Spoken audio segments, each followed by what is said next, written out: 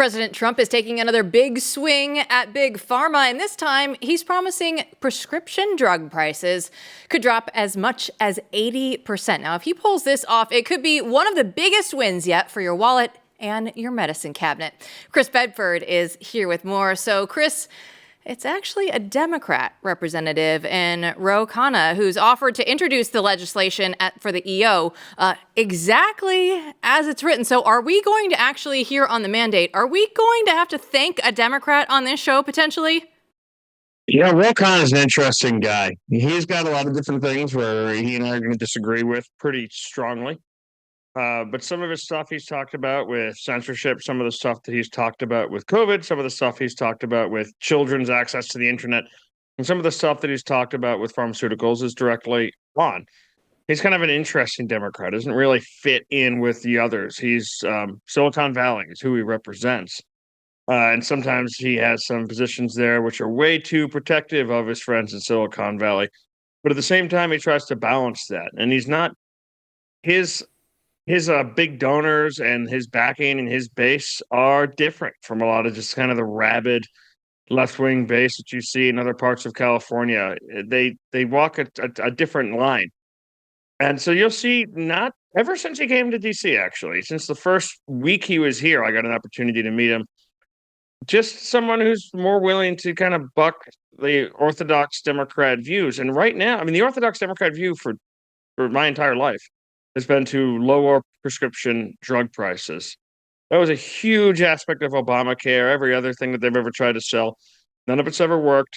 They usually end up enlisting the pharmaceutical companies to push their massive legislative bills, and the carve out that they get in exchange for that, the pharma companies, is that they don't get impacted the way that they thought they might. And it's such a huge industry. They're making so much money. I mean, I know people in Washington who make their money and live very well by holding up patent lawsuits and suing generics, because every day that they're able to keep generics off of the marketplace is millions of dollars in the pocket of their parent company. And even when the law is completely on the generic side, if they can tie them up in millions of dollars in lawsuits, and pull it out for 6 months to 9 months, well, they've paid their bill and they've paid all of their nice hotels, all of their travel, all of their hours, and made a hefty profit for the parent company that originated the drug. And a lot of these countries all around the world they have laws protecting their consumers from being completely ripped off by Big Pharma. The United States doesn't. You know, a lot of the stuff that we talk about, I'm really glad that Robert F. Kennedy's been involved in this. I'm really glad that President Trump has been involved with this.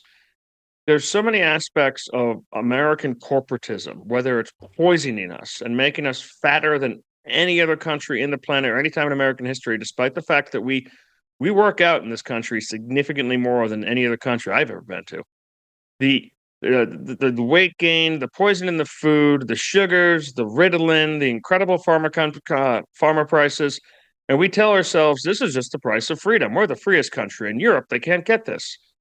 Well, there is a certain aspect of the truth of the development in America and the science in America and the billions that go into research in America that don't happen in other countries. There are massive drawbacks to all of these different things.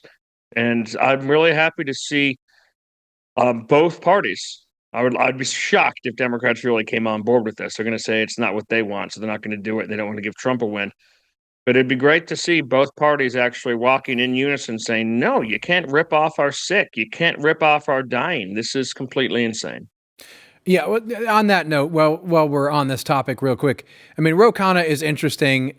These things get overplayed sometimes, right? I mean, he's still a lib and beholden to certain interests, just like everyone else.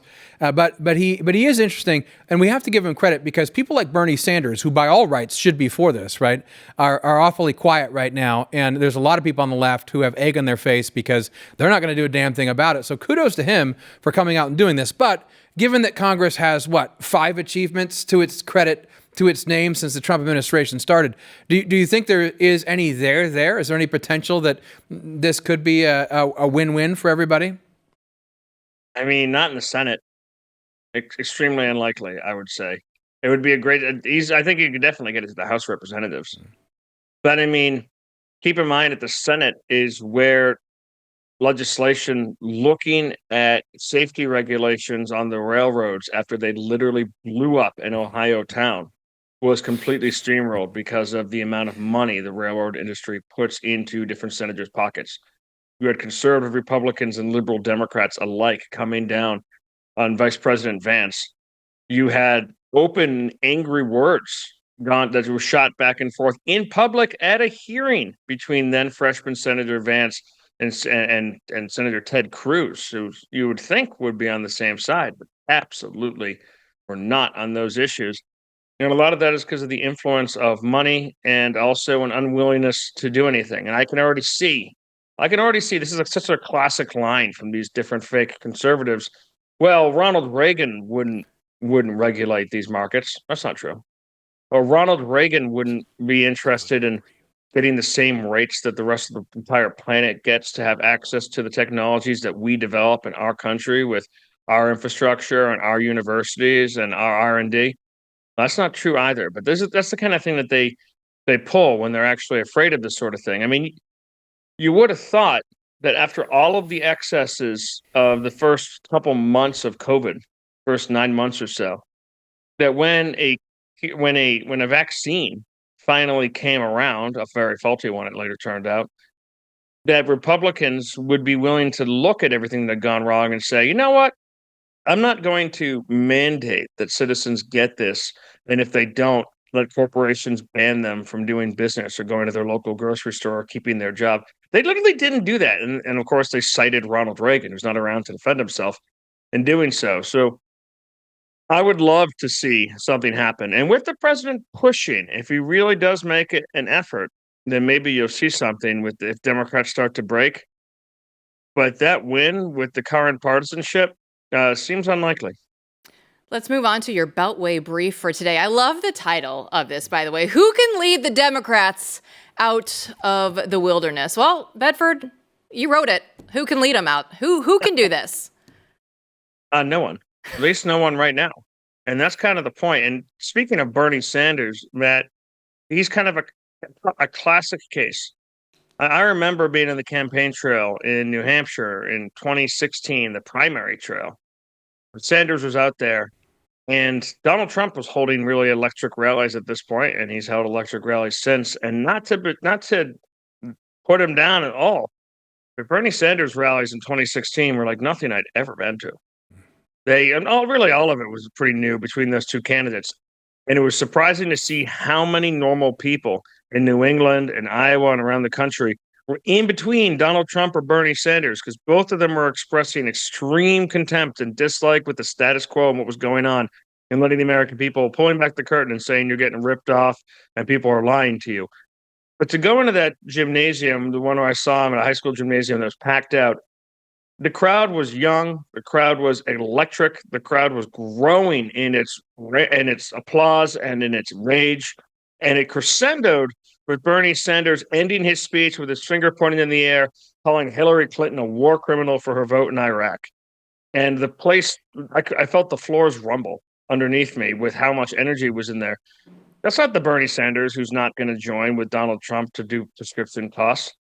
That Bernie Sanders refused to talk about race and all these different things that people kept on trying to pull him into, gender identities. He was an old school Marxist. He had his own ideas about class and structure, and he actually built a movement around it. I don't think that's the kind of movement I would like to see running this country, but he was really a leader of a movement that didn't exist before him. And now where is that Bernie Sanders now? He's gone. There was nothing like him. He mealy mouths his way through different Democratic talking points. He puts an independent next to his name when he's voting again, but he doesn't vote independently on a single thing. He'll take Donald Trump's side against Donald Trump tries to end a war he spent his career trying to end. He'll side against Donald Trump. And this guy who would lead a movement that nearly toppled Hillary Clinton, the next queen, remember all the stickers, I'm with her. Like she was just supposed to be this singular embodiment of female aspiration. That guy couldn't even beat Joe Biden a few years later because he was just a shadow of himself. Or Barack Obama, who really was a visionary leader in the Democratic Party, someone who inspired a new radicalism and a new movement, who was able to let the rest of the country think he was more of a centrist by using Reagan-esque language, but in his policies was hard to the left and pulled the party hard to the left and built a coalition that didn't exist before of illegal immigrants and environmentalists and for a time, white working class and working class of all types with college professors. That was a really powerful coalition. But now he needs Beyonce at his rallies and Bruce Springsteen to show up if he's going to really draw a crowd. And he hasn't been able to direct that energy into any new candidates other than himself. So he built a movement too, but where is he now? He's gone. He left. He went to go party with Jay-Z in Martha's Vineyard in Hawaii. And you look around at these other Democrats, they're wishing that they could control a movement. And they thought that they did during the Trump years when they thought that they were the resistance. They were out there with a crowd of 20 people around them saying to give them no peace, attack them where they're eating. And they saw, well, people are attacking them while they're eating. They're giving them no peace. They must be listening to Maxine Waters, whoever it was. And it turns out they actually weren't. This movement was never led by J.D. Pritzkers or congressmen or Evan Newsom. This was led from the groundswell up. It was a radical left-wing student, Antifa, anarchist movement mixed with a lot of people who really just wanted to commit crimes when civil disorder broke down. A lot of people who are more interested in sneakers and color TVs. They thought they are in charge of that. And you can see how clearly that they were not when people like Pritzker are out there now trying to summon that movement back to hold Donald Trump's feet to the fire once again. And no one's responding.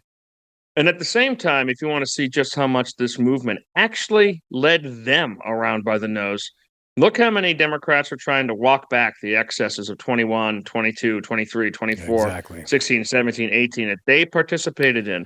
The reparations and the race-based segregation in schools, segregation universities, segregation all over, these completely wild policies that were pushed under this woke mantra, disbanding the police. Now they're all trying to walk it back and pretend it didn't happen, but it's in living memory in their careers. It's not their predecessors who did this. Exactly. That movement led them into the abyss. And now not only are they all tainted, but there's no visionary like an Obama or like a Donald Trump who's able to take the party and lead it back from the abyss in a direction that completely changes a lot of its current thinking, which is completely dictated by that radical base. So, Chris, in the 30 seconds we have left, I mean, it strikes me that, as you rightly say, it's been decades, like 3 decades. You have to go back pre-Bill Clinton to find a time where the Democratic Party really didn't have a leader. And Clinton, by the way, this is my point. Clinton came out of nowhere.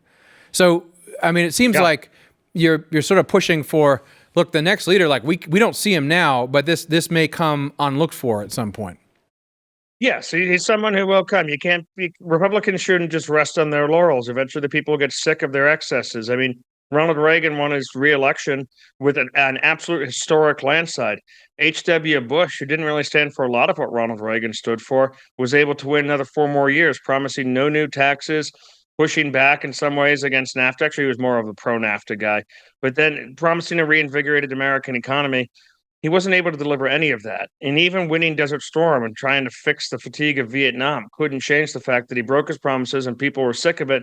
And then this young man from Arkansas, this governor from literally Arkansas, nothing like Texas or Massachusetts, where the Bushes were from, was suddenly elected and suddenly huge and was a Democratic leader. And there hasn't really been, but before that, Democrats were in the wilderness. Dukakis, all these different folks, they had nothing.